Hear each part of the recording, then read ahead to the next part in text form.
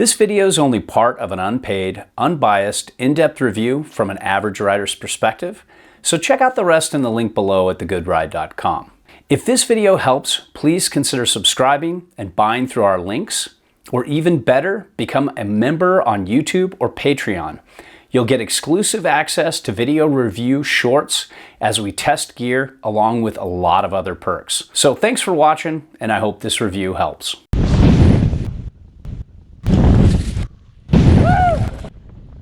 Welcome to The Good Ride, where we try on shit so you don't have to, or might not have to. And this is the Volcom El Gore jacket. And I've ridden this a lot in the past. I've owned a few of these.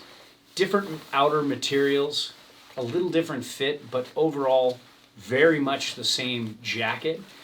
And to talk about fit, this year for 2023, I'm noticing this large runs a little bit on the tighter side for me. Your little shoulder? You can see my specs. Little shoulder example from the back? Yeah, oh good idea. You can see it just kind of stops me right here.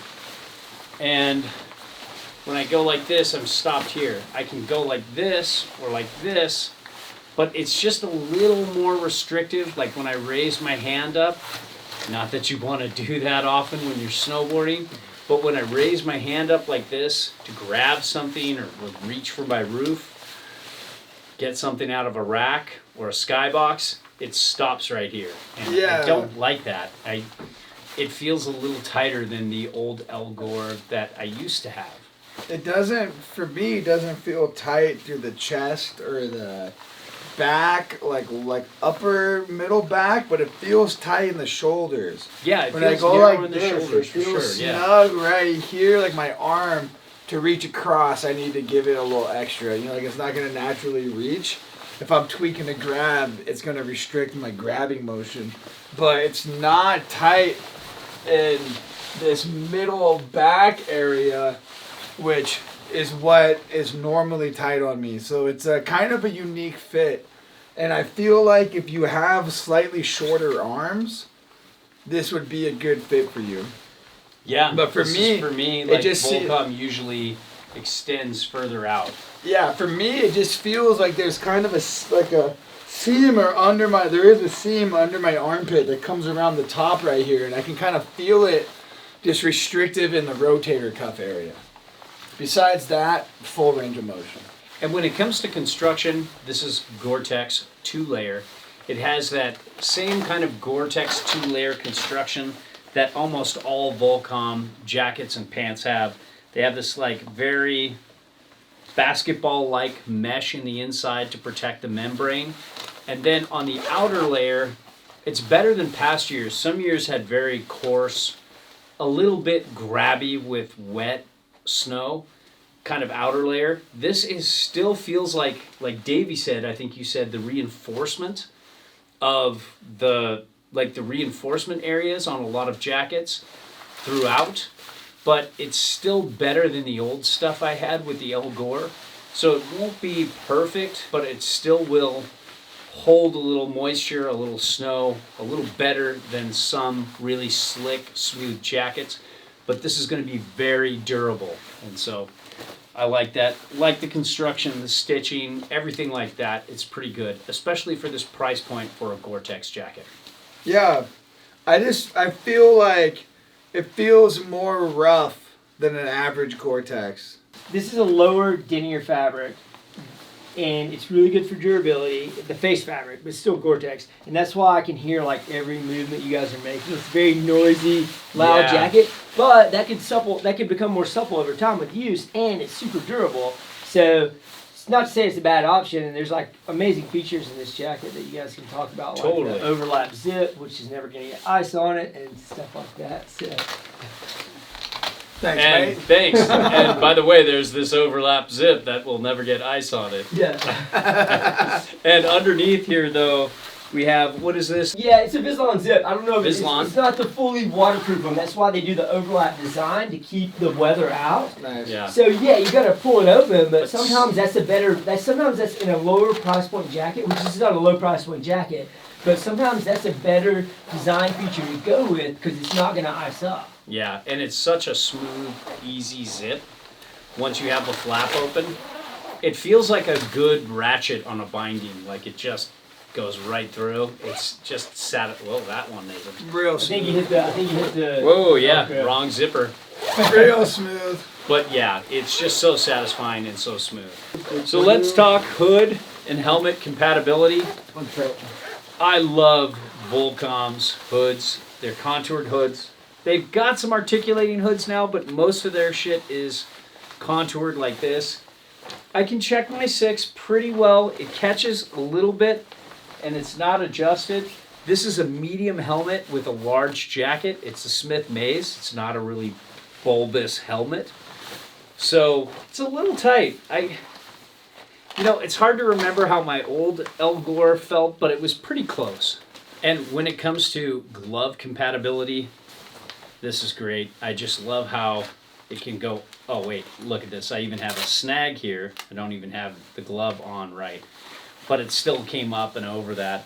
But it doesn't go past it. So it's like the perfect size cuff. And I like that. Then, if you go like this, it's pretty good. If we size it up right, going over the cuff if you have a glove that you want to do over the cuff. Now let's talk pit zips. Oh boy. Mine's already open. You can see. Look at that guy. He's It's got prepared. a mesh liner on the inside. It's like a basketball short type mesh, so it's not the most. It doesn't have the largest air holes, but it is highly breathable and it stops any snow or moisture from getting through. So that's a big plus.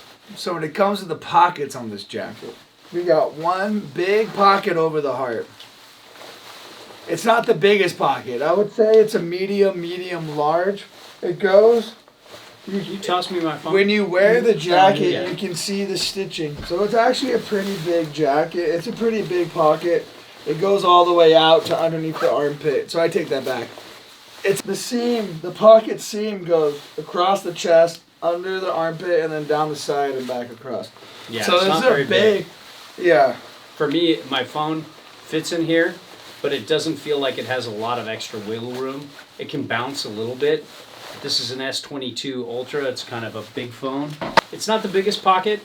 Doesn't go up too high or too low, but it's got enough for a big device. So I like that. Yeah. No internal media holder on this outside pocket.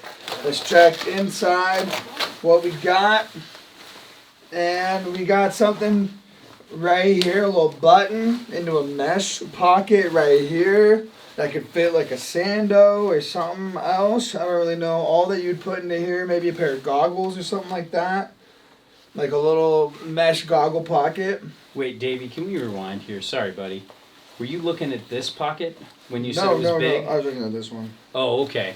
Because you do have You were looking at this that pocket inside here that goes pretty far in, well past the armpit, and pretty high up. It overlaps this pocket, or underlaps, I guess. It's inside, and it's pretty big here, and it could work for a media pocket as well.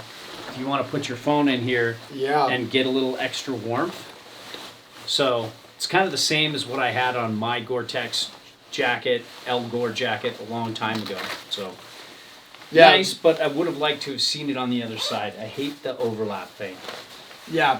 Overall, though, really nice size, huge media pocket. Goes about the whole same length as the outer chest pocket. And then, yeah, internally, you have this one mesh little pocket right here. That's Big it old for, goggle pocket. That's it for those. And then you have two zippered waist pockets that have a micro fleece lining on the inside against the palm of your hand and the back of your hand.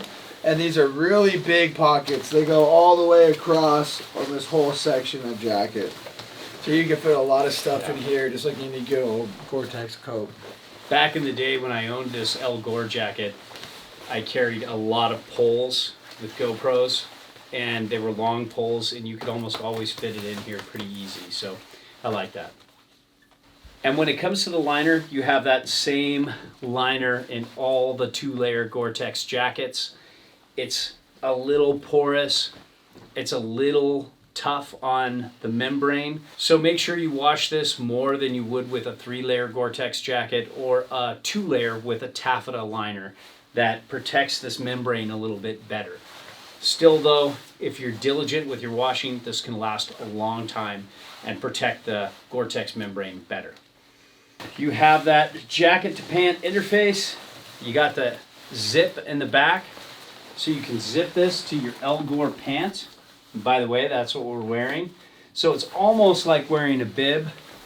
It's a little weird though if you forget to unzip when you take off your jacket. It just sits and trails behind you. Overall, I think this is a pretty good jacket for the price point. It's gone up a little bit in price, but not that much in relation to a lot of other Gore-Tex jackets. So you can get really good waterproofing, very good breathability for a reasonable price point, and you get a pretty durable jacket. Just a little bit on the tighter side fit-wise for Volcom these days. Yeah. Anything you want to add? I would say strictly tight to the rotator cuff. If you're reaching across your body, it's going to be a problem. Other than that, if you're not going for big grabs or tweaky grabs, I think this is a good fit in your average size. There you have it.